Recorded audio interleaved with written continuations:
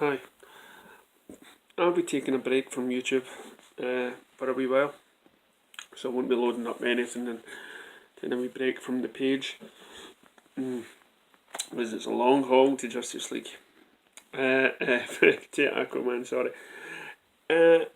So I'd like to just leave in some sort of thought, some sort of, you know, and you can take from this what you will. I was, uh, my boy heard some music the other day.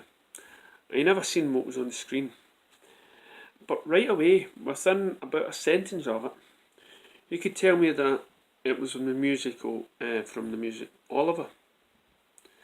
Now, for many years, I've to come through the Star Wars movies, Indiana Jones movies, and James Bond, and all the classics, E.T. and everything else. So he's well equipped, and it's something that I can share with him as time goes on, and um, Lord of the Rings and stuff like that, and Star Trek, the original series, and of course introduce them to the DC comics and stuff like that, and take them to see Justice League.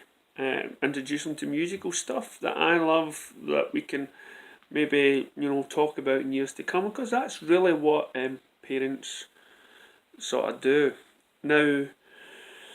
But I come across people out there that in their 20s that have never seen these movies, and there was one I gave a loan of, Indiana Jones and the Raiders of the Lost Ark.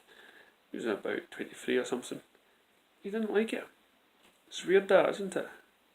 He didn't like Indiana Jones and the Last Crusade. It's classic, but not everybody likes everything, and but hence the question: would it have changed if his dad brought him up in that certain way?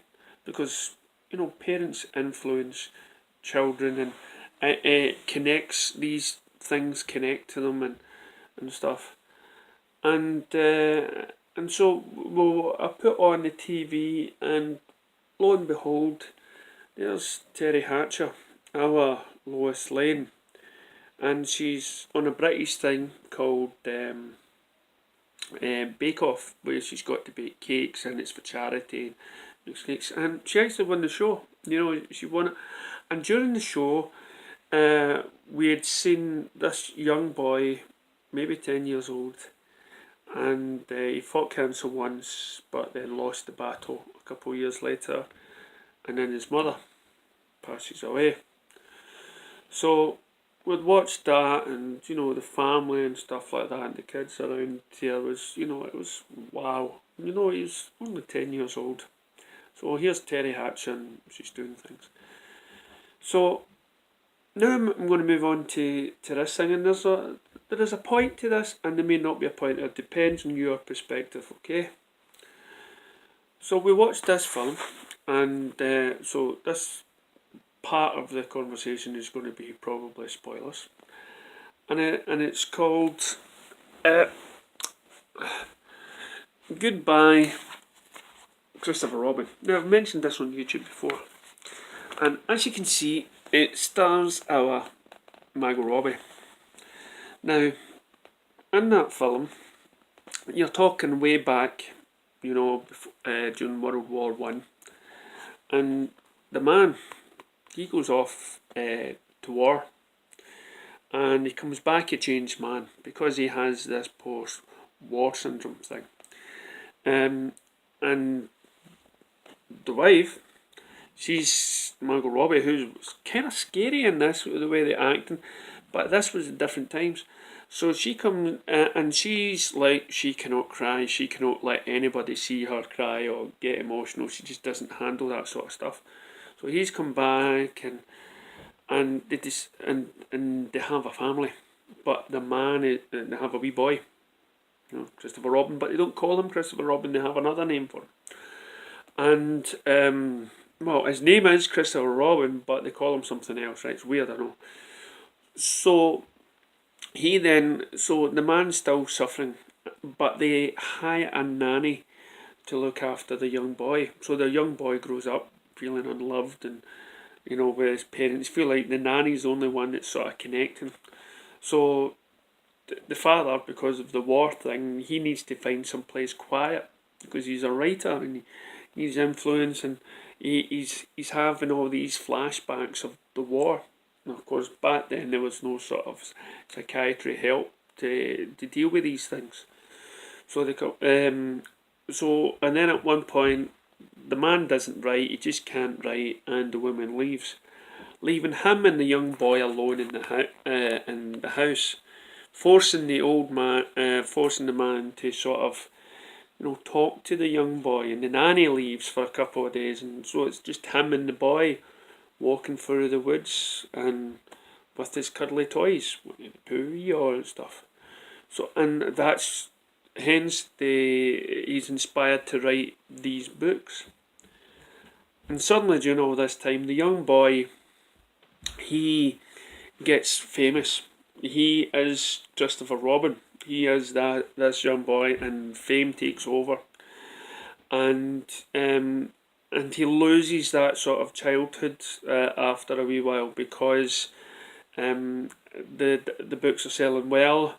World War II happens and stuff like that, and then, but because he's always classified the young boy as Christopher Robin, and he's getting separated from his dad, he's sick of it. He goes to a private school, and anyway, and he joins the war effort. And before he goes to join the war, he tells his dad, how he hates the stories and how it's like taking off over his life, and he misses that time with his dad. So he goes off to war. But when he's at war, he hears all these soldiers, men, reciting things, singing songs from the Winnie the Pooh books, because it reminds them of the childhood. It reminds them of something that made them feel good. So, and this is grown men. These are not like teenagers that went in the first war. These are real men, and it made them feel good because they brought their childhood into adulthood. So when the boy comes back from the war, he sits down with his father, and he realises what those stories done. Even though it's a private thing between him and his father, he sort of forgives his father about that. So he forgives his father, and I don't think he ever took a penny from those books.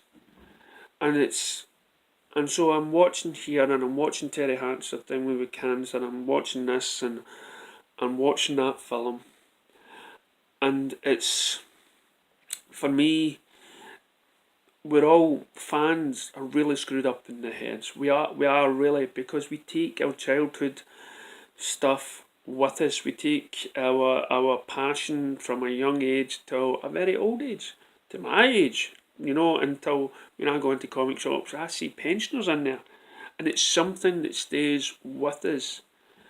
But nothing beats this, and it is something that makes us feel good. But sometimes, thinking about Terry Hatcher and the young boy at 10 years old that lost his life, we lose the grasp of things. We lose that childlike innocence, and how this young boy, who actually helped his dad, Christopher Robin, see the world differently by spending some time in the wood and seeing things that things are not as serious as the father thinks, because the father used to freak out with the sound of bees and thinking it's bombs, and it took them to a happier place. And that's what comics does, and this is what movies should do. We should get rid of our sort of adult and our fan angst about these things, and enjoy what we have, and then appreciate. And then, I don't know, something in the movie as well is when you're raising the kids, or if you ever have kids or family, share these things with the young ones, because they are seeing it through your eyes. So the more hate or dislike you have against these things, the more or less likely it's going to shine on the young ones, and they're going to grow up and imitate what you feel. I just thought there was a lot of sentiment within this whole day that I've just had with Margot Robbie and Terry Hatcher, and there's a message somewhere in there. There is a message, and maybe you can see something more clearly than me.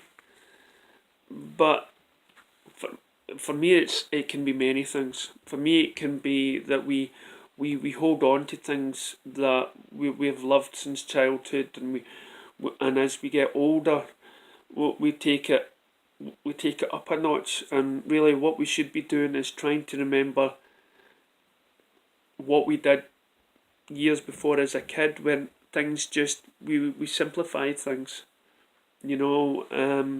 So I'd recommend seeing that film, and I've called this the death of Robin, because it's or goodbye to Robin, whatever I decided to choose this. Not because it's goodbye Christopher, because we're saying goodbye to something as you get older, and maybe we shouldn't. Maybe we should try and not say goodbye to.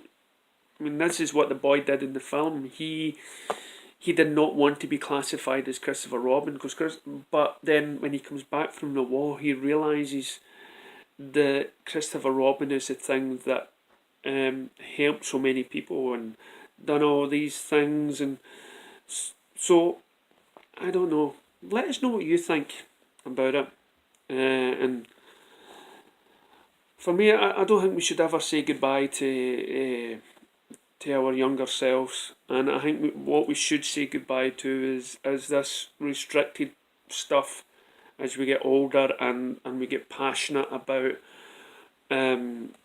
these movies. And it's hard not to get passionate because that's what fans do. But here we have, kids dying at 10, and Terry Hatcher, and Lois Lane, and she's on this thing, and this young boy in this film is just wanting some time with his father, and to share stuff with his father and talk with stuff. And by his father seeing things through this young boy's innocent eyes, he enjoys it a little bit more. And maybe that's what we should do with films, is see it through our younger eyes and just enjoy it a wee bit more. Thanks very much. Catch you later.